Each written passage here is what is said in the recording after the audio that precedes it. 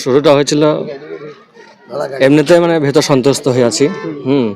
মান্নানের গুন্ডা বাহিনী যেভাবে মানে অত্যাচার করছে।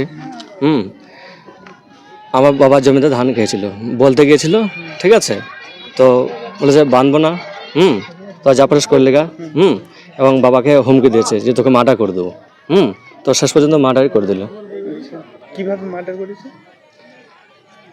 এই শাবল রড ইত্যাদি মাথায় আঘাত করেছে, প্রচণ্ড আঘাত করেছে। কবে মারধর করেছিল? বুধবার। আচ্ছা, কবে মারা গেছে? গতকাল রাত্রে 8:40। মানে কারা মেরেছে?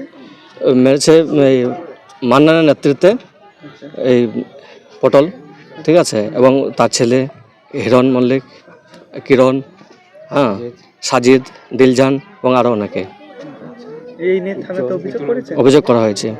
এবং ঝামেলার সময় স্পটে হিরণকে ধরেছিল পুলিশ, ঠিক আছে।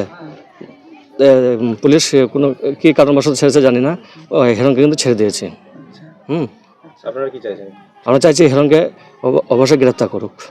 কজনের বিরুদ্ধে অভিযোগ করেছেন? 15 জনের বিরুদ্ধে। তার মধ্যে ওর নাম আছে? হ্যাঁ, ওর নাম আছে। আজকে কি হয়েছে? আজকে শুনলাম যে মারা গেছে। আচ্ছা, কে মারা গেছে?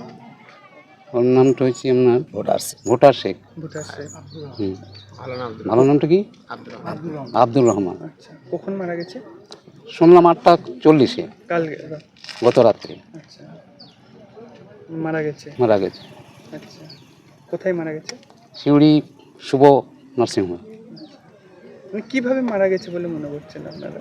কি মারামারি হয়েছে বা আঘাত করেছে, তার জন্য মরে গেছে। কারা মারধর করেছে? মারধর করেছে ধরলেন এর বিপক্ষ পার্টি, তারা মারধর করেছে।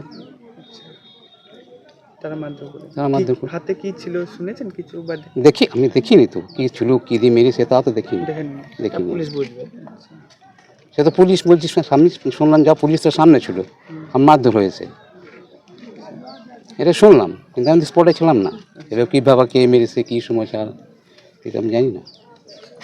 আমি শুনলাম মানে রাস্তার ওপর দাঁড়িয়ে, ওখানে দাঁড়িয়েছিলাম আমি। মানে কালকে রাত্রে উনি মারা গেছে? কালকে রাত্রে মারা গেছে।